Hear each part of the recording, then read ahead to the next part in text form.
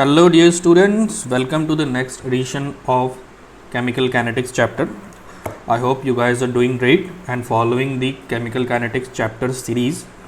So इस video में हम second order in general nth order और स्यूडो फर्स्ट ऑर्डर का डिस्कशन करेंगे, साथ ही साथ कुछ और स्पेशल केसेस को भी डिस्कस करेंगे। ये वीडियो काफ़ी इंपॉर्टेंट होने वाली है क्योंकि इसमें कुछ ऐसे एक्सप्रेशंस डिराइव होकर आने वाले हैं जिसका यूज़ करके हम काफ़ी क्रिटिकल क्वेश्चन को काफ़ी इजी लेवल में सॉल्व कर सकते हैं। अभी तक हमने जीरो ऑर्डर फर्स्ट ऑर्डर का पूरा डिस्कशन, साथ ही साथ हमने मॉनिटरिंग फर्स्ट ऑर्डर के केसेस भी कवर कर लिए। तो चलिए अब हम सेकंड ऑर्डर की बात करते हैं। देखिए, जैसा हम यूजुअली लेते आ रहे हैं, एक रिएक्टेंट है A which is forming some products, कुछ भी हो सकता है, वो अपना कॉन्सेंट्रेशन पूरी तरह से रिएक्टेंट के ऊपर होता है यहाँ पे।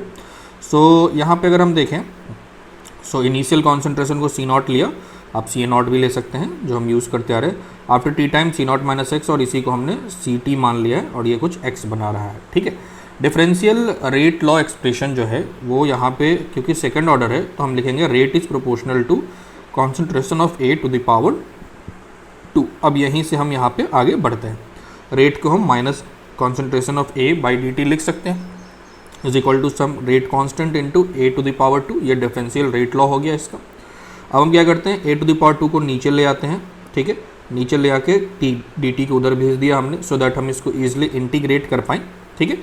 अब इसको अगर आप A माइनस एक्स के टर्म में लिखते हो जहाँ पे ये इनिशियल कॉन्सेंट्रेशन है तो आप ऐसा भी कुछ लिख सकते हो, बट अभी हम इसी के अकॉर्डिंग कंटिन्यू करेंगे। तो अब जो लिमिट पुट करना है हमें, जीरो टाइम पे जो कॉन्सेंट्रेशन था वो C0, टी टाइम पे कॉन्सेंट्रेशन CT था, dx upon x square type का इंटीग्रेशन है और माइनस भी लगा हुआ है, सो इसका इंटीग्रेशन 1/x आएगा। So it is 1/a with limits, ठीक है। और लिमिट्स जब हम पुट कर देते हैं तो पुट करने के बाद ये आ जाएगा 1/CT minus 1/C0 is equal to KT। So जो general expression is 1/CT is equal to KT plus 1/C0। इसको आप ax के टर्म में भी इंटीग्रेट कर सकते हैं। इस एक्सप्रेशन को मोस्टली ध्यान रखेंगे। So the expression is 1/CAT is equal to 1/CA0 plus KT। वहाँ पर CAT is concentration of A at any time t, CA0 is concentration of A at time is equal to 0। आप CT और C0 भी ले सकते हैं जो हमने यहाँ पे ले रखा है, बट क्योंकि हमने प्रीवियस वीडियो में CAT और CA0 लिया था इसलिए CAT और CA0 के टर्म में ही हम बात कर रहे हैं, ठीक है। तो आप देख पा रहे हैं कि 1/CAT is equal to 1/C0 is equal to KT। ये जो एक्सप्रेशन इंटीग्रेटेड रेट लॉ से सेकेंड ऑर्डर के लिए है, ये जीरो और फर्स्ट ऑर्डर से बिल्कुल ही डिफरेंट है, ठीक है। चलिए अब इसको कुछ प्लॉट कर लेते हैं और आगे के डिस्कशन को कंटिन्यू करते हैं। सो 1/CAT को अगर हम y एक्सिस पर रखें, so this will be intercept और x एक्सिस पर टाइम है, so k will be slope. तो देखिए ये एक y equal to mx plus c का ग्राफ है और पॉजिटिव स्लोप है क्योंकि k जो है पॉजिटिव ही होगा। सो 1/CAT वर्सेस यहाँ पे मैं टाइम लिख देता हूँ, वर्सेस टाइम का ये प्लॉट स्ट्रेट लाइन जा रहा है विथ पॉजिटिव स्लोप, ठीक है। अब हम सेकंड ऑर्डर के लिए हाफ लाइफ निकालने की कोशिश करते हैं। देखिए अभी तक हमने हाफ लाइफ जीरो और फर्स्ट ऑर्डर के लिए निकाल रखा है, और हाफ लाइफ के लिए हम क्या करते हैं, टाइम की जगह t हाफ पुट कर देते हैं और concentration of A at time t के जगह पे CA0/2 पुट कर देते हैं, that is half of initial concentration value, ठीक है। तो इस एक्सप्रेशन में अब हम इसको पुट करेंगे। सो CAT की वैल्यू CA0/2 पुट करेंगे तो 2/CA0 हो गया is equal to 1/CA0 plus KT half, और इसको थोड़ा रीअरेंज करने के बाद हमारा निकल के आ जाता है T half is equal to 1/KCA0। आपको याद होगा जीरो ऑर्डर के लिए T हाफ जो था वो डायरेक्टली प्रोपोर्शनल आया था CA0/2 के आया था वहाँ पे, ये आया था अपना जीरो ऑर्डर के लिए। और फर्स्ट ऑर्डर के लिए T हाफ तो कांस्टेंट आ गया था, वो आया था ln2/k, ये था फर्स्ट ऑर्डर के लिए। यहाँ पर आप देख पा रहे हैं सेकंड ऑर्डर के लिए T हाफ जो है 1/KCA0 है और ये T हाफ इन्वर्सली प्रोपोर्शनल है CA0 के, ठीक है। तो ये देखिए आप जीरो ऑर्डर फर्स्ट ऑर्डर से बिल्कुल ही डिफरेंट है, तो ये T हाफ का एक्सप्रेशन भी हम ध्यान रखेंगे।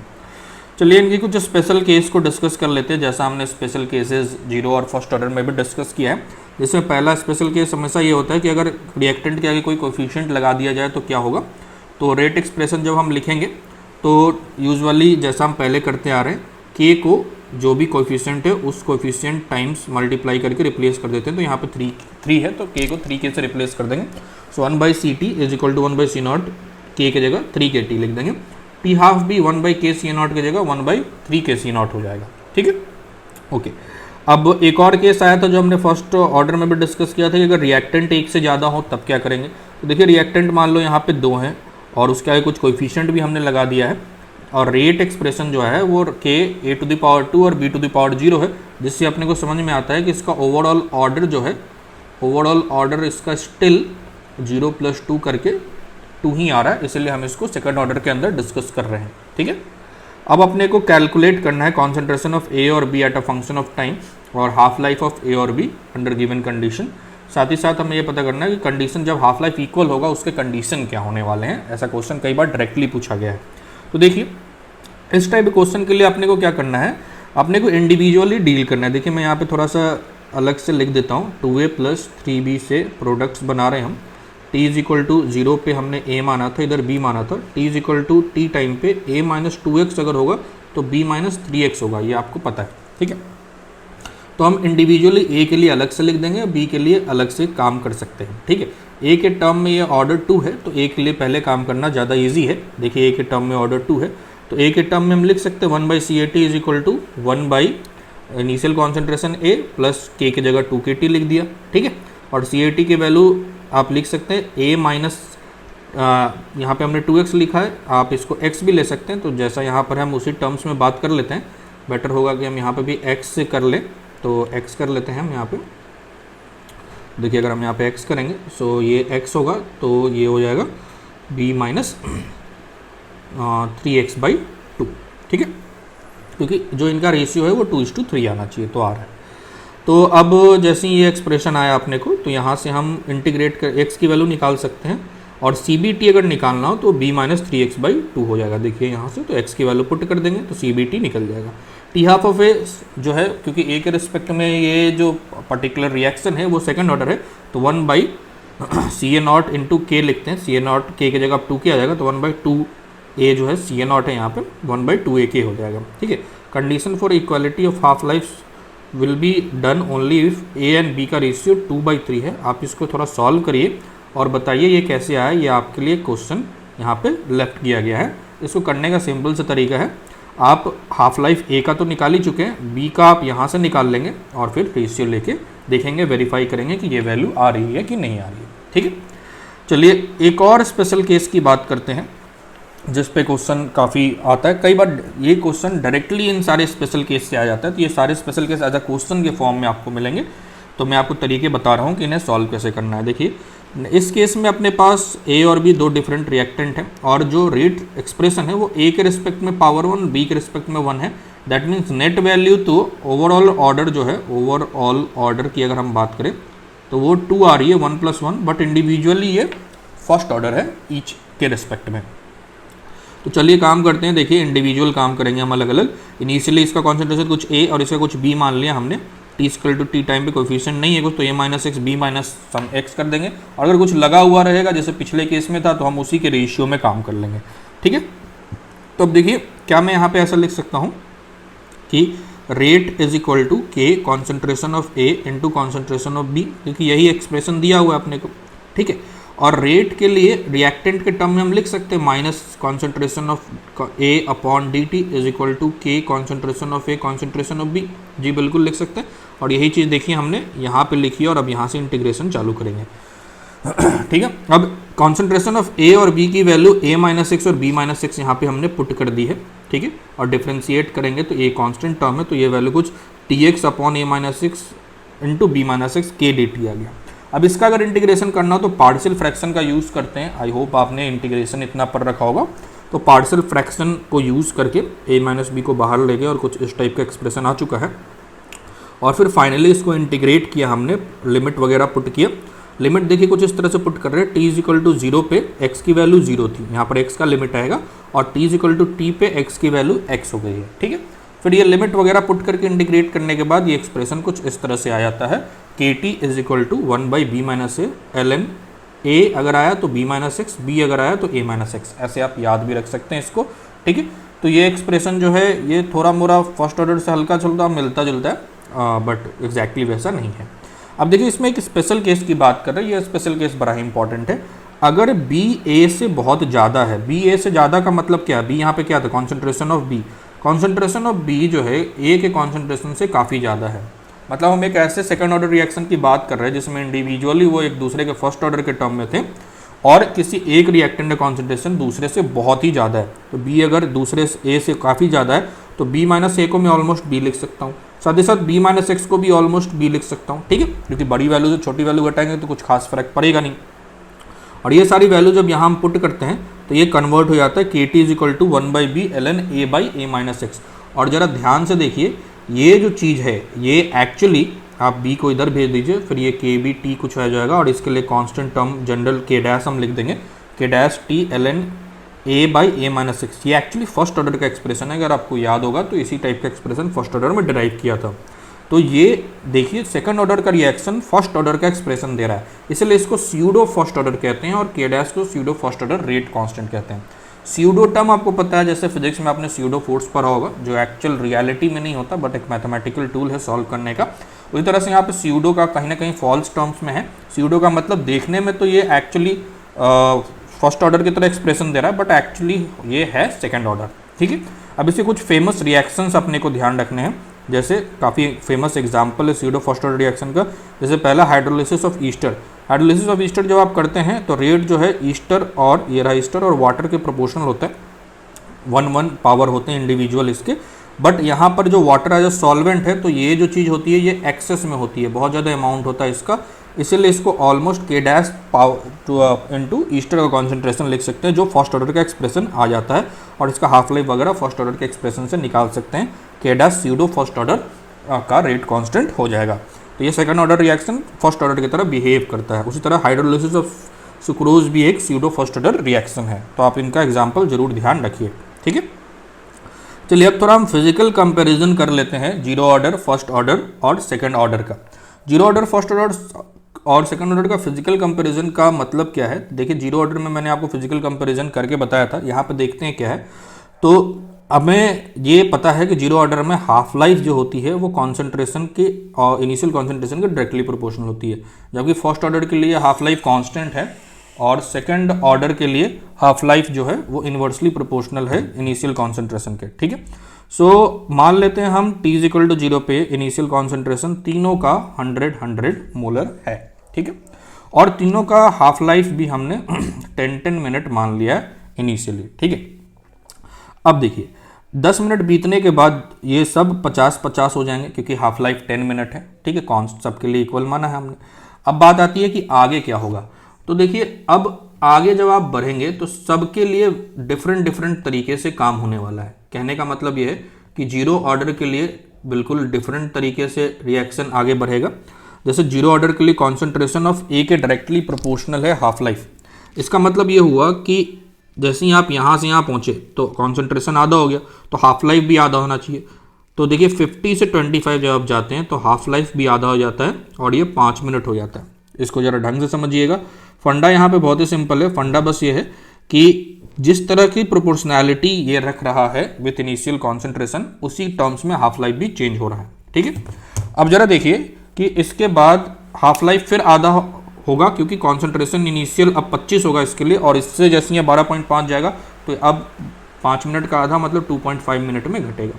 फिर आधा हो गया अमाउंट, फिर आगे आधा होने के लिए इसको और कम टाइम लगेगा 1.25 मिनट। ऐसा इसलिए हो रहा है क्योंकि जैसे जैसे ये आधा हो रहा है नेक्स्ट स्टेप के लिए इनिशियल कॉन्सेंट्रेशन आधा हो जा रहा है और हाफ लाइफ इनिशियल कॉन्सेंट्रेशन के डायरेक्टली प्रोपोर्शनल है। जबकि फर्स्ट ऑर्डर की बात करें तो इसमें हाफ लाइफ कांस्टेंट है।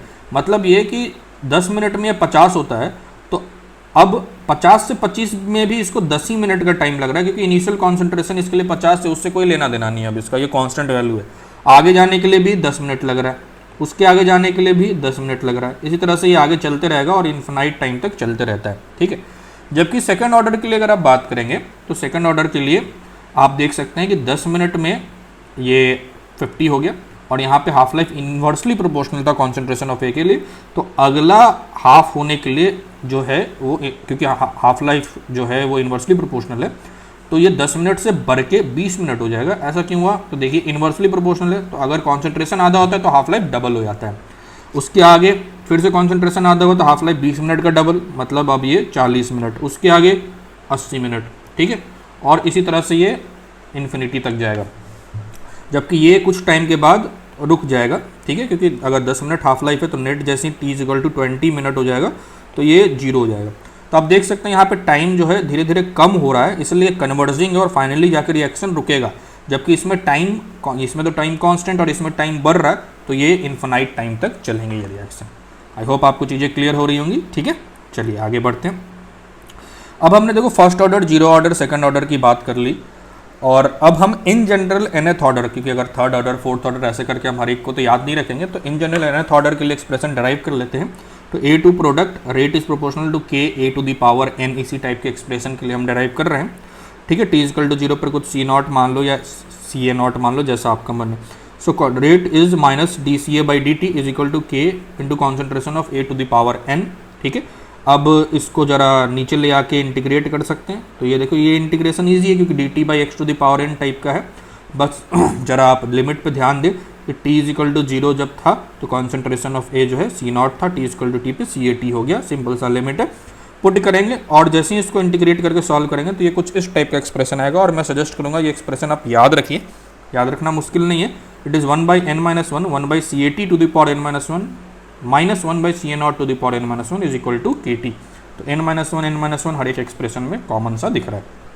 ठीक है, अब क्योंकि डिनोमिनेटर में n माइनस 1 है तो n इज इक्वल टू 1 पे यह डिफाइन नहीं होगा, ये आपको बहुत ही क्लियर होना चाहिए। ठीक, उसके बाद जैसे ही हम इस पे CT की वैल्यू C0 बाई 2 पुट कर दे और T की वैल्यू T हाफ पुट करेंगे तो हाफ लाइफ की वैल्यू भी आ जाएगी। और ये जैसे ही हम ये एक्सप्रेशन यहाँ पुट करते हैं तो हाफ लाइफ का भी एक एक्सप्रेशन आ गया nth ऑर्डर के लिए, that is 2 to the power n minus 1 divided by n minus 1 into rate constant into C naught that is initial concentration to the power n minus 1। अब यहाँ पर आप देख सकते हैं कि T हाफ जो है is inversely proportional to initial concentration to the power n minus 1। तो अगर आपको याद होगा जैसे n is equal to 2 second order के लिए पुट करेंगे तो T half is inversely proportional to CA not, और ये हमने डिराइव भी किया है। ठीक है, n की वैल्यू 1 पुट करेंगे तो इंडिपेंडेंट आ जाएगा। क्लियर है आपको? चलिए, तो ये जनरल एक्सप्रेशन आप याद रखेंगे, कई बार इस जनरल एक्सप्रेशन से क्वेश्चन आ जाते हैं। तो देखिए, जो मैं आपको बता रहा था, जीरो ऑर्डर के लिए T हाफ जो है वो जैसे यहाँ पर n की वैल्यू 0 पुट करोगे तो C naught to the power 1 हो जाएगा, ये ऊपर चला जाएगा। T हाफ फर्स्ट ऑर्डर के लिए C टू द पावर 0 कांस्टेंट था, सेकंड ऑर्डर के लिए 1 by CA naught and so on, nth order के लिए 1 by CA not to the power 1 minus n।